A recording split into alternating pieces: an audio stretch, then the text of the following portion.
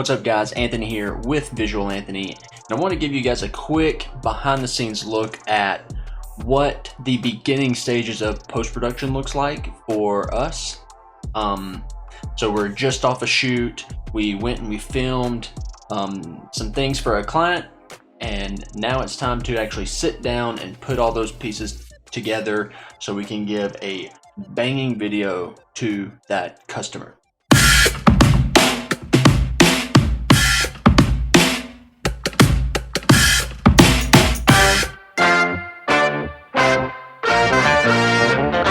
So let's dive into the screen and we'll get straight into it.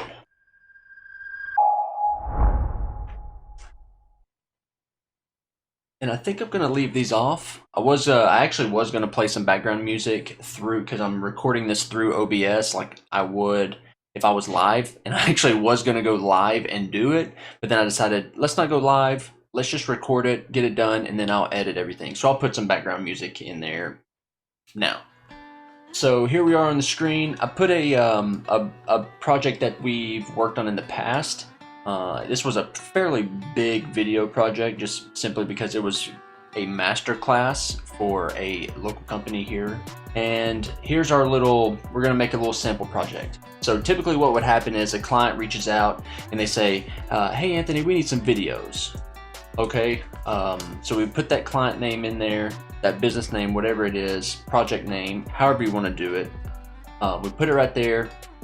Just to back up a little bit, we pretty much on our servers, I just have everything as work and then the things that we worked on the most. So most of our stuff that we do would be real estate and commercial.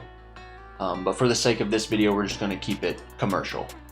Everything before this point, you can pretty much do however it is you feel comfortable. You can pretty much do the whole thing however you feel comfortable. This is what works for us, and it's what we've kind of adapted to over the past few years, and it seems to be pretty efficient when you're wanting to keep these folders and these projects organized. A lot of our clients come back after the fact and want more post-production. So if everything was just kind of like thrown away or thrown all over the server, that would be a headache in and of itself. So we're approaching this with the mindset of we want to be efficient in the initial stages of post-production, but we also want to be able to efficiently provide our clients more videos after the fact. So what I like to do, I'm gonna look up here at my notes. So yeah, good thing I'm recording this because a lot of ums, a lot of ahs, a lot of thinking going on. So for us, we create that client folder once we send the proposal. So a client calls, hey, we have this company sample project and we need a video. We went through all those stages of the initial contact between us and the client. They're telling us what they want. They filled out our form, our questionnaire. We have a budget in mind. We build a proposal. We send the proposal.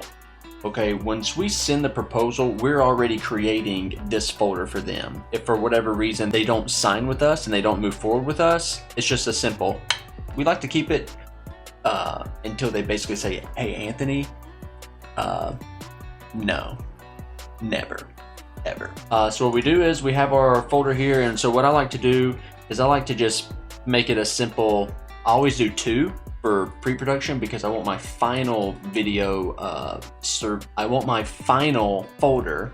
I want my folder that has my final edits in it at the very top. O2-pre-production, we put invoices, contracts, storyboards, everything that has to do with pre-production, creative ideas that they send us, we send them. We have everything in this folder so that we know if we ever need to go back and reference a storyboard or a proposal.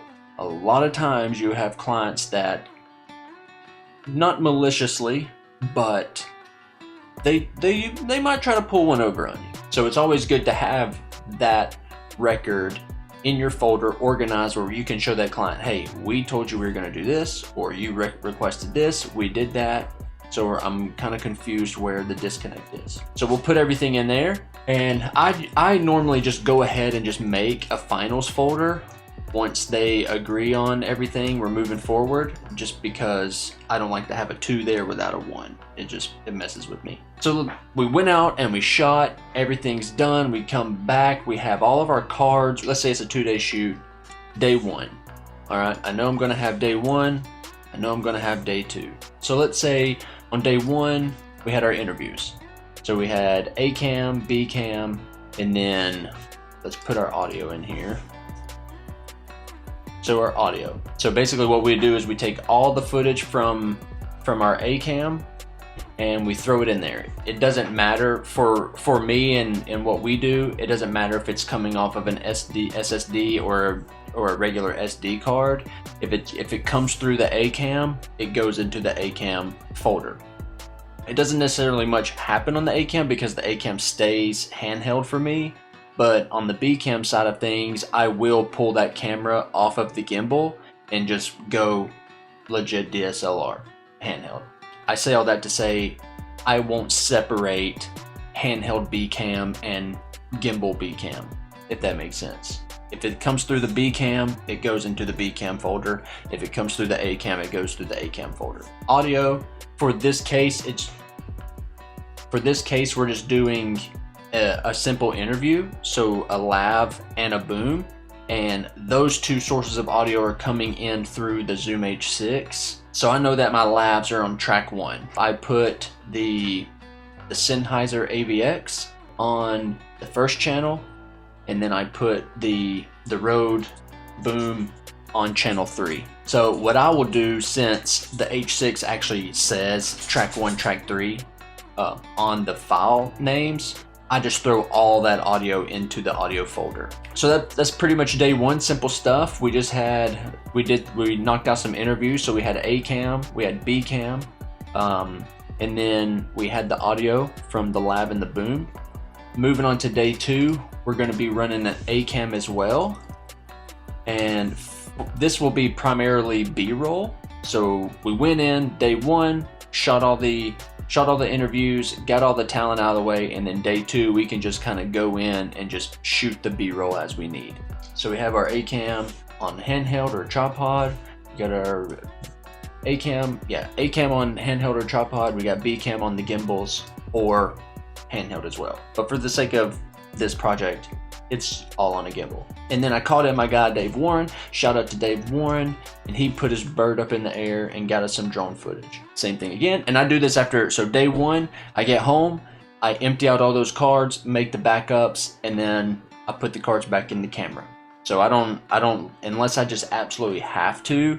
I don't like to record on day 1, leave that footage on the card, and then record day 2 right after it. I don't know why, I just never really like to do that. I like to go into each and every day with a fresh card. Day 2, we come back home, we're sitting down, we dump all of our A cam footage, we dump all the footage that went through the B cam in the B cam folder, and then we take the SD card that our drone pilot provided us and threw it into the drone. We don't have any audio on day 2 just because it's just strictly B-roll. A lot of times your client's going to send you a logo and it's on a white background. They don't have a transparent PNG or PDF or something you can throw over into Premiere, Final Cut, After Effects, and it be clean, transparent background. So we have to do a little bit of work on that. So GFX, graphic design folder, with the graphics folder, this is where we throw all the client logos, any kind of sponsorship logos, any kind of PSDs or graphic related material goes into this folder. For us, it's primarily just logos, so that when we pull the whole folder into Final Cut, we know that we can just click on the GFX folder and that's where all our logos are going to be. We've been doing a lot more After Effects here lately, so I've added the visual effects or the motion graphics, so all those After Effects folders and the assets go into the VFX folder. And then moving on, we do sound design, sound effects, is crazy important. Most of the sound effects that we use throughout our projects are located in a specific folder, but what we like to do is pull the ones that we use out and copy them into this folder. So that way, if we ever need to go back and tweak something, we don't have to try to remember what that sound was. It's all right here. We got all our video, got our graphic design, we got our sound design, we got our visual effects, music. So with music, we just throw it in the root folder of that project. So you can see here on this side, all the audio files, the music files that we used, we just threw them in this root folder. We don't make a music folder or anything like that. All right, so here you can see where when we imported everything into Final Cut, it's all pretty much laid out. So we know, okay, we want to take some shots from master, and we want to take some stuff from, you know, the master class B, and then all your party footage. So this is from party 1 and then party 2. On the back end, the original project is finished and complete. They paid, everything's good. 6 months go by, they reach out to you again. Hey Anthony, we want to do another promo, and there were some parts from party 1 that we want to use, and there's also a few shots from party 2 that we want to use. You know, we want to create just a 30-second promo with some clips from those 2 parties and just kind of promote our business. Yeah, sure. So all I have to do is find some music, which we all know that takes at least 3 months by itself. So after that 3-month period, you finally found the song that you want to use for this project, for this 30-second video.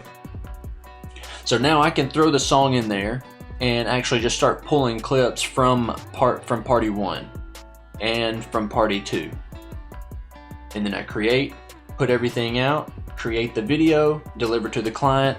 They're happy, they pay, we're happy because we got some money, and we can move on to the next project. So that's pretty much how we organize the post-production process of Visual Anthony, how it goes down, how I like to do it. It's something that we've kind of narrowed it down and chiseled out, you know, fine-tuned it over the years, and this is just what works for us, both during a project and should some post-production arise later on in the future. So thank you guys for watching. I hope this helps somebody and helps you stay organized when you're starting to, you know, put together a bunch of different projects at once, and just saves you some headache from, you know, client reaches out, hey, I want this, and you know, I know where that footage is. I don't have to go and look. So yeah, thanks for watching, guys. I appreciate you. Be sure to like, subscribe, maybe even shoot me a couple of bucks for a new chair that doesn't squeak so much. We do go live doing this kind of stuff on our Twitch channel, twitch.tv/visualanthony. So be sure to come over there, drop a follow, and when we're live, come say hey. We'd like to have a chat. But I've rambled long enough. Thank you guys for watching. Be safe. Just be safe.